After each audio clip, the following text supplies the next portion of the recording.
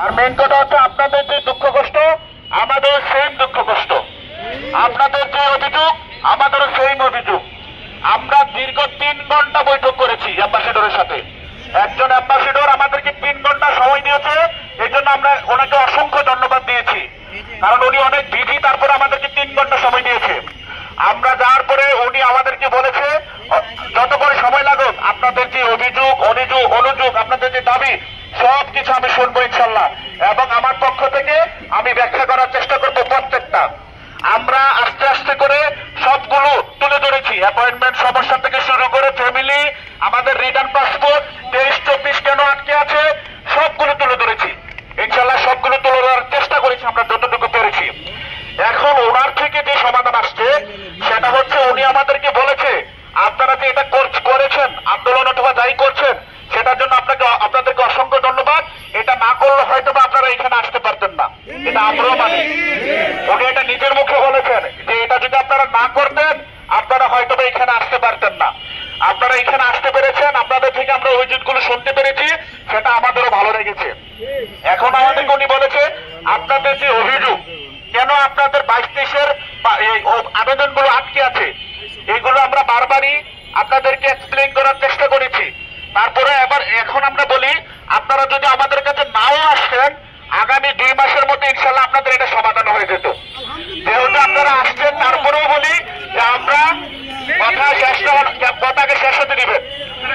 উনি বলছে যে আমরা এটা নিয়েই কাজ করতেছি। আপনারা হয়তো বা জানেন কিছুদিন আগে ইতালি স্বরাষ্ট্রমন্ত্রী এসেছিল, উনি আমাদেরকে বলছে ইতালি স্বরাষ্ট্রমন্ত্রী আমাদের এই বিষয়টা নিয়ে কথা বলার জন্য এসেছিল। আমাদের মধ্যে একটা ভুল কনসেপ্ট ছিল যে ইতালি স্বরাষ্ট্রমন্ত্রীর কাছে হয়তো আমাদের বিষয়টা বলা হয় নাই, ঠিক না? আমরা সবাই এটা মনে করেছিলাম, কিন্তু অ্যাম্বাসিডর উনি বলেছেন যে ইতালির যে স্বরাষ্ট্রমন্ত্রী এসেছেন আপনাদের এই বিষয়টার জন্য এসেছিলেন, এবং কি উনি যাওয়ার পরে এই বিষয়টা নিয়ে কাজ করতেছেন, এবং কি খুব দ্রুত এই জিনিসটা সমাধান হবে আপনাদের বিষয়টা। তবে হ্যাঁ, যারা ভিসা পেতে চান, যারা মনে করেন আমার কাগজটা অরিজিনাল, তাদেরকে একটা কাজ করতে হবে। যেহেতু আপনাদের এটা সাসপেন্ড আকারে আছে, আমরা সবাই জানি মোটামুটি আমাদের আবেদনগুলো সাসপেন্ড হয়ে আছে, জানি না? সবাই জানি একটা আইনের দ্বারা দেখি ওনারা সাসপেন্ড করছে। এখন উনি বলছে আপনাদের যে আবেদনগুলো সাসপেন্ড হয়ে আছে এইগুলোকে আবার আপডেট করতে,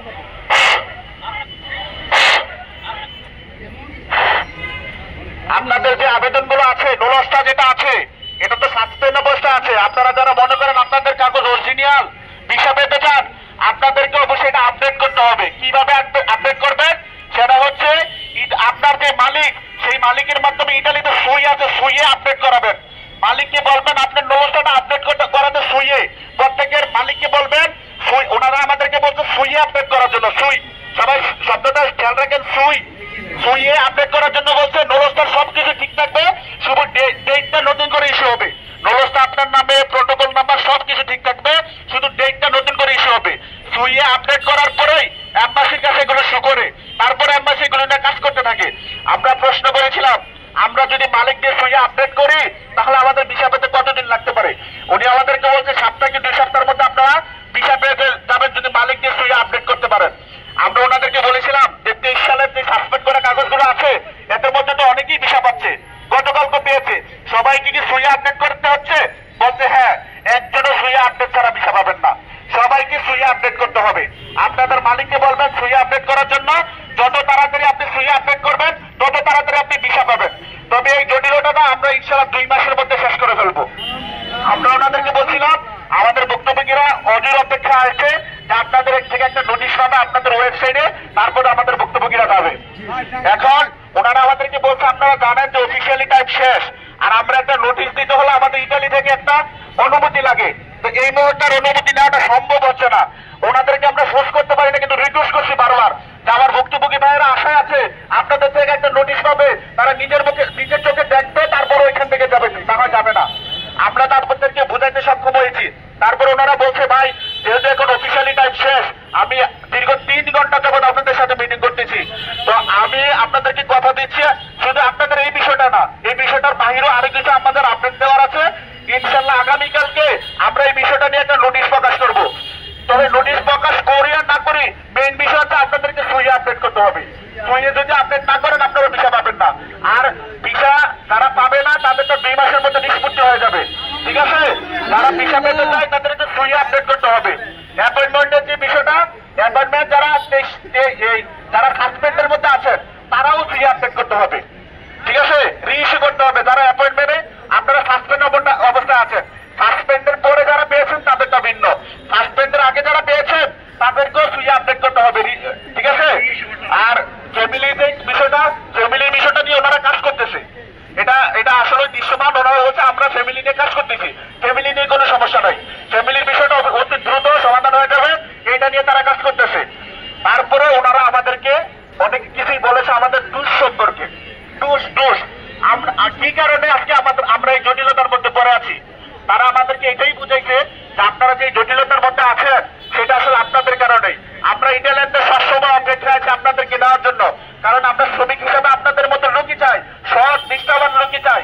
কিন্তু আজকে যে জটিলতার মধ্যে আপনারা পড়েছেন সেটার জন্য আপনারা দায়ী। কিভাবে দায়ী? ওনার পক্ষ থেকে উনি এক্সপ্লেন করার চেষ্টা করেছেন যে আমরা বিভিন্ন মাধ্যম থেকে টাকা দিয়ে নিয়েছি, অথবা এই সেই অনেক কিছু, একটা কাগজকে 10টা করেছি, অনেক কিছুই বলেছে। এখন উনি আমাদেরকে বললো যে আমি প্রতিদিন 10টা পর্যন্ত কাজ করি, আমি একজন ডেপুটি অ্যাম্বাসেডর, আমি 10টা পর্যন্ত কাজ করি শুধু এইটা নিয়ে, আপনাদের এই বিষয়টা নিয়ে। এই যে আমি 3 ঘন্টা নষ্ট করলাম আপনাদের সাথে কথা বললাম, এই 3 ঘন্টা কিন্তু আপনাদের কাজই করতাম। তো যেহেতু আপনাদের কাজ করতে পারছি না, এটা আপনাদের ক্ষতি। এখন আমি প্রতিদিন কাজ করতেছি, ইনশাল্লাহ খুব দ্রুত সময়ের মধ্যে আপনাদের এগুলো সমাধান হয়ে যাবে।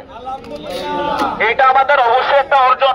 আমরা যদি ঘরে বসে থাকতাম এটা আমরা পেতাম না, তখনই না। এখন কথা হচ্ছে আমরা হয়তো বা পুরোপুরি সন্তুষ্ট হতে পারছি না এই কারণে যে আমরা তাদের ওয়েবসাইট এখন পাই নাই, ঠিক না? তাদের ওয়েবসাইটে পাই নাই, এটার জন্যই আমাদের এত লেট। আমরা বারবার রিকোয়েস্ট করেছি যে আমার ভুক্তভোগী ভাইরা ওয়েবসাইটে দেখতে চায়।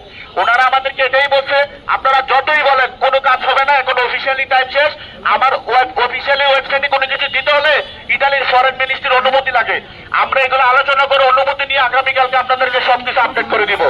ঠিক আছে? এম্বাসি থেকে আমাদেরকে এই কথাগুলি জানিয়েছে। আমরা আমাদের পক্ষ থেকে যতটুকু পেরেছি ভাই করার চেষ্টা করেছি আপনাদের পক্ষ থেকে। একটা কথা মনে রাখবেন, আপনি হয়তো ভাবতেছেন আমি ওই জায়গায় গেছি আমি কি একক কোনো সুবিধা নিয়ে আসছি, না ভাই, আমি আরো রিস্কের মধ্যে ছিলাম, কারণ আমার সব ডকুমেন্ট আমি ওই জায়গায় জমা দিয়ে ঢুকতে হয়েছে। ইচ্ছা করলে কালকে আমাকে বাদ দিয়ে সাসপেন্ড করে দিতে পারে অথবা রিজেক্ট করে দিতে পারে। আমার রিস্ক আছে কিন্তু আপনার রিস্ক নাই। তারপর আমরা গিয়েছি আপনাদের পক্ষে কথা বলার জন্য। এখন আপনাদের প্রতি অনুরোধ থাকবে, আমরা যেটা পেয়েছি আপনাদের কি মনে হয় আজকের মতো আমাদেরকে এটা যে পাওয়াটা এটা কি ঠিক আছে? যদি ঠিক না শুনেন,